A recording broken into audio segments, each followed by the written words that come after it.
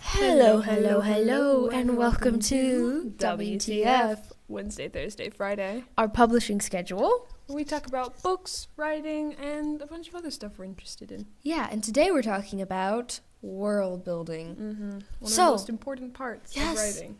What is it? How does it happen? And why are we talking about this? Why are we talking about it?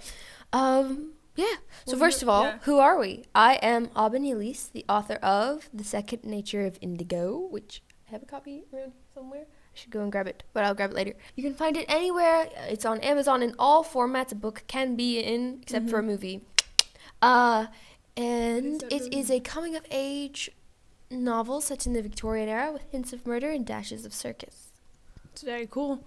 My name is Marielle LeMay. I'm currently working on a fantasy duology that the first book is well on its way to being published. We are working tirelessly. And my book involves a lot of world building. A lot of world building. And my other series has a lot of world building. And I would consider even all the research you did for your historical also fiction world building? Also world building. Okay. Because you're making a solid world. You still have to live in it. Yeah. Every book, I guess, has some form of world building, unless it's entirely Virginia Woolf style and it's just in your head. Which you can do. Also kind of vaguely a world, because it's your internal world, so I guess there's always every world building. Every book has world building, so we're going to be talking about some of the major things to look out for when you're building your world, ways to make it seamless, and just really tie everything together. So let's get started. You want to start on the first point?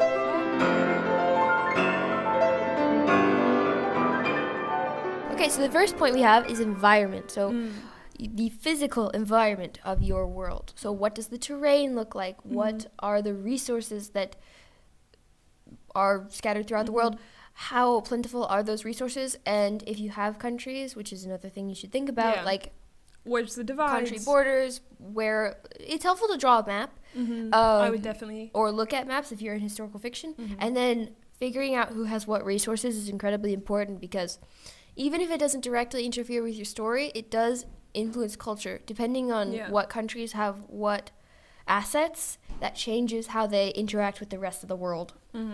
Yeah, so things about, if you have a desert, they obviously have less resources of water, and that leads to less plants. That will lead to harder to get food in the ways that are normally seen. So you can't really grow as many plants, which means you can't have as many grazing animals, which means it's a very different way of living basically. Than most. A good example of this would be the Fremen people in Dune. Yeah, I was just thinking about that. Because their environment shapes their culture so much. Yeah, with everything, especially going back to resources, like the spice. How they use things that they do have. Yeah. So always, especially if you have something like spice or something very particular, use it in every aspect. Where does it come from? How does it interact the world? Do other places have it? Is it sold? Is it a common resource? Yeah. Is it a common bartering tool? Yeah. Is it almost worship? Does it have religious connotations in your world? So you can play around a lot with that kind of stuff. And as you'll see as we're going through these points, every single one of them interacts with each other. So we've already talked about how environment influences power culture. And the other one, we're going to talk about the secret one at the end. As you are discovering your world and making it and putting it on the page, it naturally will become its own world. It naturally flourishes and becomes lush and deep. Fully as you figure it out. And that's just one of the coolest things you could experience in writing. Yeah, and I would say another thing is never be afraid of making too much or making unnecessary things that won't go on the page. You're oh, why would I even figure out that whole thing? I'm never gonna write that into the story.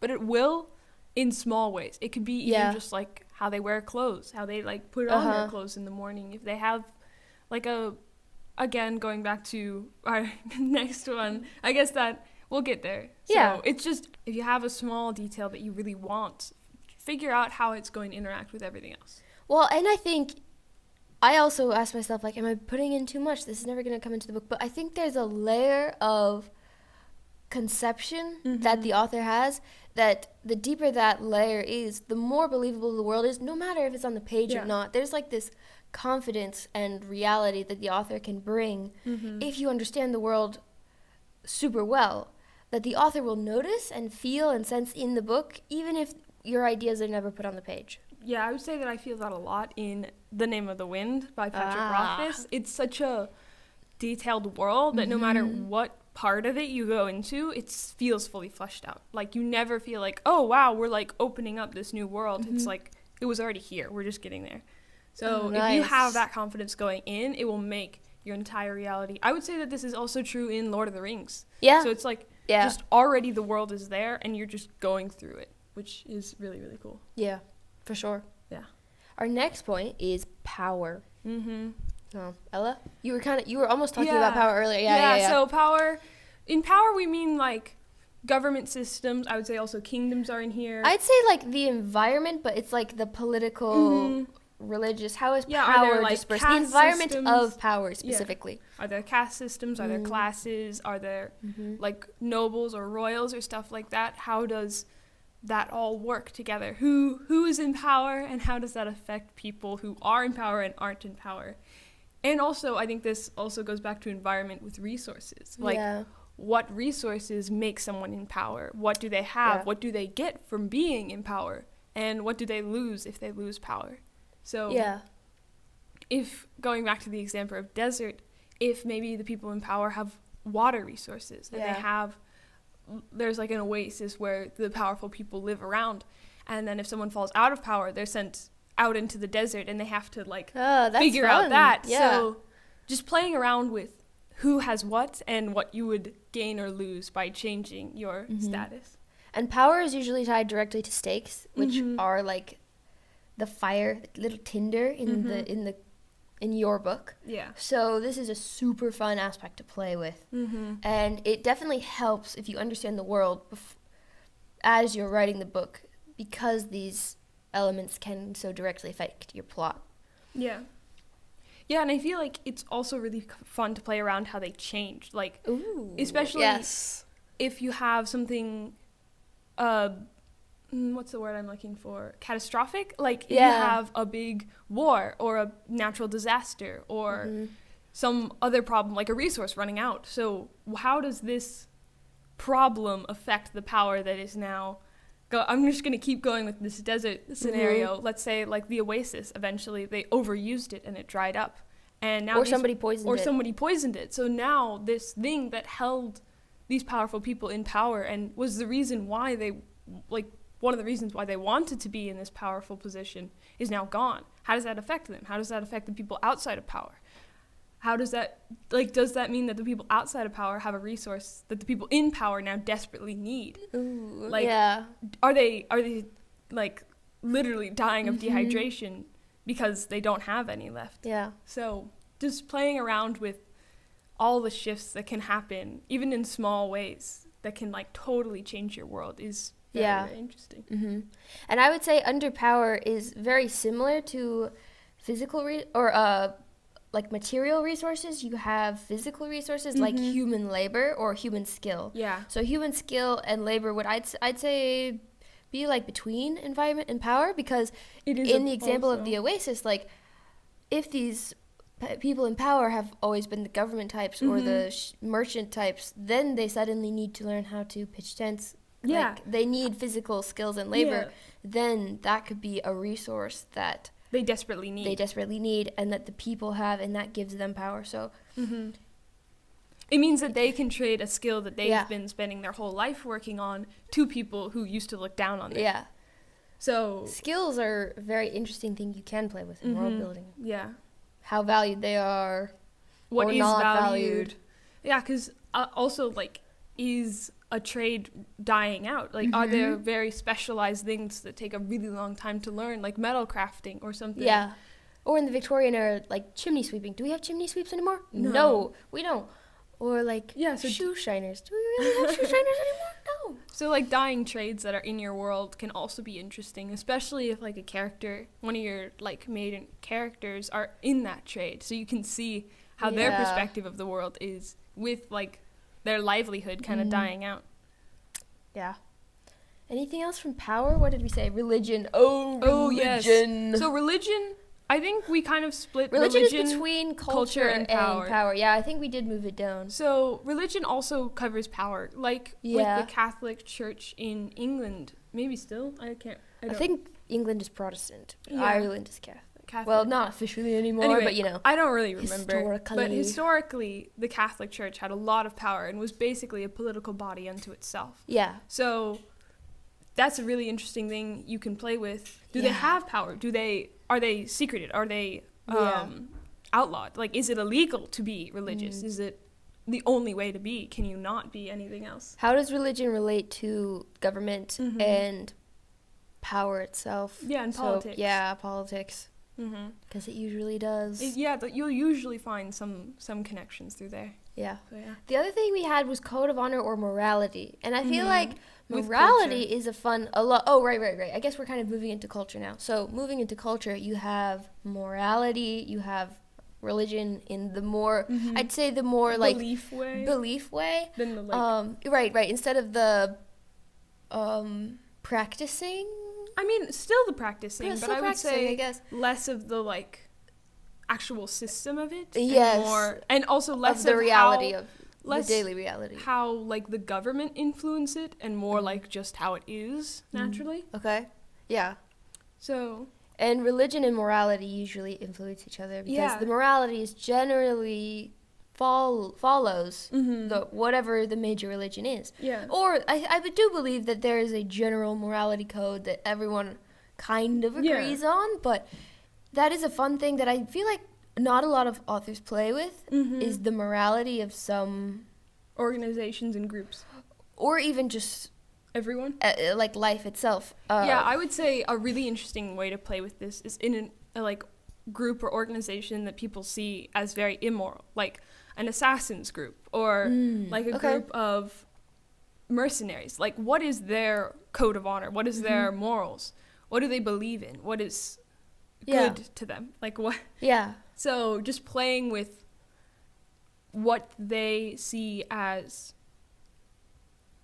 like, I think that's something that is rarely used but is so powerful is when a person that is seen as like horrible, let's say they were a mercenary and they've killed tons of people, like sees something that is also horrible, like let's say child labor, and they're just like this is awful, and so everyone's like, what, but you're such an immoral person as well, but it messes with their set of morals. So it's just a very really deep thing you can play with and will make all of your characters more alive and more real in themselves. I would say the good examples of this are because you said Assassin's Guild. There are a bunch of morality arguments in the Reskin series, King's Dark Tidings series. Yeah. And very mature. I wouldn't also Six of Crows is a more common example. I was thinking also not just like murder and that kind of stuff, but also hospitality, because I feel like our rules on hospitality are so different in modern day than throughout the world even. So it's like sometimes some cultures or periods of time have had it so like you have to let people who knock on your door inside and give them food and stuff. That's not even close to true now. Those kinds of things. And again, that's a really fun thing to play with if you have different kingdoms or cultures in your world. So how do they treat people on a day-to-day basis?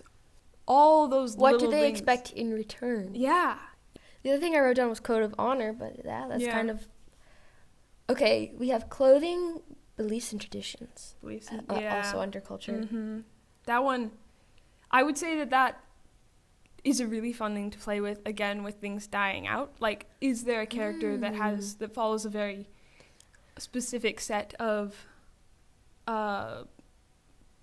even just like a religion that isn't taught very often now in like the day and age of your world? Do they have a very strong belief that was passed down through their family, but like most people don't follow that?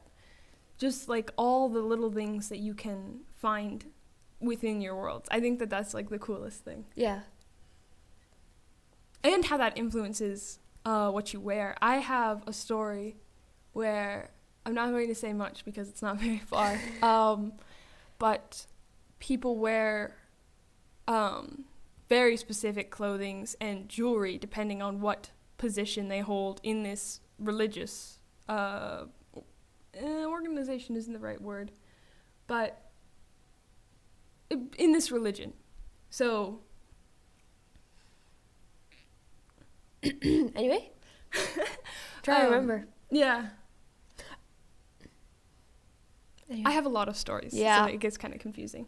Go ahead. But yeah, so just all those little things. And also going back to jewelry is what is seen as like appropriate and inappropriate. Or precious and non-precious. Or not precious, which ties it back to environment / resources. Like if you have a place that has tons of gold but no salt, like they would trade all of their gold just to get salt so they can eat it. Yeah. Just finding all the ways that your world interacts with itself. And clothing, going back to that, like what is seen as inappropriate to wear? Which also ties into religion, morality, like... Yeah, what is too, like, where are the places where you're not supposed to show skin? Can you show your ankles here? Yes, exactly. Ankles, wrists, neck. These things These are, like, generally more variable. But more variable. And then, of course, you can push it to any extreme you want, aside from those as well, but... Yeah, and also jewelry, like, is wearing jewelry seen as gaudy, or is it seen as respectful? Or even would like a servant wear a specific jewel to show what house they belong to or where they work, or if it's if there's a slave trade, like who they belong to, like what is this, like the meaning behind everything that they wear, which I think is really, really interesting. Oh, yeah, for sure. I'm coming up with so many cool stories in this conversation. I'm like, okay, a cool desert country where they have a ton of gold and they wear the specific gold gems to distinguish, or like gold jewelry pieces to distinguish who they belong to, but then the water dries up and they're the only people who know how to work the world, and so suddenly, anyway. Yeah. And you guys can do this at the same time. Exactly. Like, whatever you guys are coming up with, you can just like pause the video and write it all down. I mean, yes. I would really love it if you don't forget. So just take your time and absolutely. Yeah, figure out your world. If at any point during any of our videos you have a major breakthrough, stop the video. Yeah. Put it away. Forget the view count. Just stop writing. Yeah. So yeah. Yeah. And then our last was fun sparkles. So yes. You go. I mean, I didn't have any notes for fun sparkles. I think there are just some. Why did you write it down? I think there are some fun sparkles in the world that sometimes you're just like, wow, that was just such a creative way to think about that and share your world, either in that way or with like how you would when you share different parts of your world. Yeah. What I would say fun sparkles would be, I would also put magic system under fun sparkles. Yeah, I was thinking system. I'm a fantasy person all the way, so magic system's definitely in there. I would say magic system also goes into all of the other categories. All of the other ones. Environment, power. Yeah. Yep. Is magic common? Is that affect their environment? Can they manipulate materials and make it more valuable? Is that like a really specialized skill? What is seen as valuable because of things that can be manipulated and changed? I would also put under fun sparkles fae and like magical creatures and other worldly things, I guess, like things we don't have here or things that we don't have now if it's a historical work, maybe science fiction or science fiction, like things that theories. I don't know. Yeah, it's just the little things that just really make the world yours, and really, it's the things you pick up on. It's your small fingerprints. Yeah, it's your small fingerprints. So whatever fun sparkles you put in there, that is like distinctive to you, and I think that is really cool. Like you could also write a story about a desert with an oasis and a slave trade and blah, blah, blah, everything that I've described, and make it completely yours through how you write it, how the characters are, what POVs you use, what resources you put into that world and take out of it. Just everything that you put into it makes it yours, which I think is why we can have really tropey genres like high fantasy, where it's like, okay, you have these fae, you have these orcs, you have these things. The chosen one. The chosen one. But a prophecy. It all is distinct in how the world is formed. So I think that's one of the coolest parts about making a story. Yeah. Especially if it seems like it will be. I just think it's so fun when people pick up a book and they're like, oh, I bet this is just like all the other ones. And then they read it and they're like, oh my gosh, whoa, that was a really unique way of doing that. I really liked that. Yeah. So whatever you can put in there and whatever you particularly are drawn to, I think that's awesome. Yeah. I would say also in Fun Sparkles, maybe not fun exactly, but like your own personal experiences. Or yes. We talked about this in the art of drafting, I think. Yeah, which will be up here. It's like all those little things. If you were or are in a marginalized religion, like how that story influences your characters, and or if you were forced out of your home, stuff like that, like what your story is through this story. And I think that's a really beautiful thing that you can put in there to really, it's really honest. And I think that's where most people feel it the most, like when it's maybe Fun Sparkles is just tying it to like yourself in your heart, your own personal, the beating core of your creativity and yourself. Yeah. So Fun Sparkles did have a purpose. Yeah. Thank you guys so much for watching it. Yes, this has been a fun video. I hope it helps you guys. Yeah, and I hope that comment down below if it helped you. And yes, share your ideas. Like button. Join the Discord. We have a super fun Discord. So and yeah, Ella and I are dressed so casually today. Have you guys noticed? Like, this is what Ella wears when she's not doing anything. We generally are much more fancy than this. Yeah, I know. If you guys are interested in hanging out with us more, we also have a bunch of other writing advice things up here. And we also do book tea where we talk about books that we like. Yes. And, you know, how we like them. Yes. How we like them. And, that playlist is up here. And then upcoming in March, at the end of March, we have a book tea spoilers included, a.k.a. our book club. So which that will be this for March. The book is Tempest of Tea by Hafsal Faisal. Another one that ties in personal things. And also has great, I would say great power, environment, culture. Yeah. There's a lot going on. Yeah. And we have an insane announcement for you guys next week, so stick around. Oh, we're releasing it next week? I didn't know that. What? Okay. What? Yeah. What? Cool. Okay, we have a ton of crazy stuff to announce to you next week, so stick around, and thank you guys. You should turn on that notification bell as well. You were like that, the thing that. Oh my gosh! In another video, I'm like in the below box description. Yeah. Thank you guys so much for watching this video to the end. I'm so glad you stuck around with us. And thank you for being here. I wish you so much so much well. We wish you the best in all your writing and editing and drafting and plotting. We wish you all the best. So love you guys.